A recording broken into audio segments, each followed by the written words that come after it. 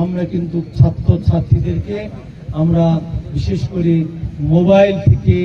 আমরা কিছু সময়ের জন্য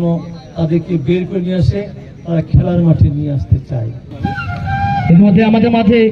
মাঠে প্রবেশ করেছেন আমাদের আজকের সম্মানিত প্রধান অতিথি।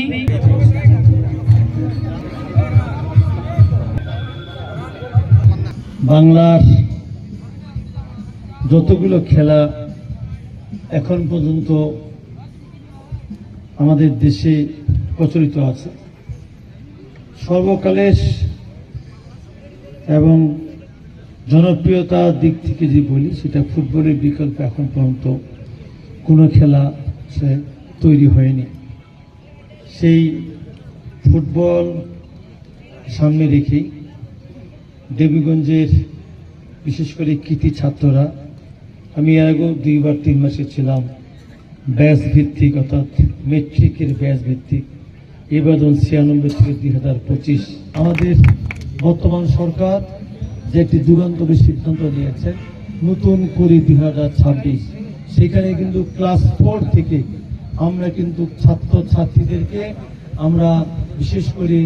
মোবাইল থেকে আমরা কিছু সময়ের জন্য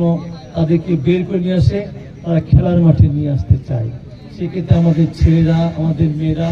ফুটবল, ক্রিকেট, ব্যাডমিন্টন, ভলিবল সহ এবং বিভিন্ন সাংস্কৃতিক অঙ্গনে তারা ফিরে আসবেন এবং মোবাইলের আসক্তি থেকে অন্তত আমরা যদি বের হতে পারি, আমার বিশ্বাস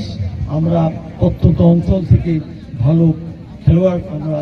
সেখানে তৈরি করতে পারবো এবং তার মধ্য দিয়ে শুধু প্রত্যন্ত অঞ্চল নয়, উপজেলা, জেলা, বিভাগ এবং জাতীয় পর্যায়ে এমনকি আমরা আন্তর্জাতিক পর্যায়েও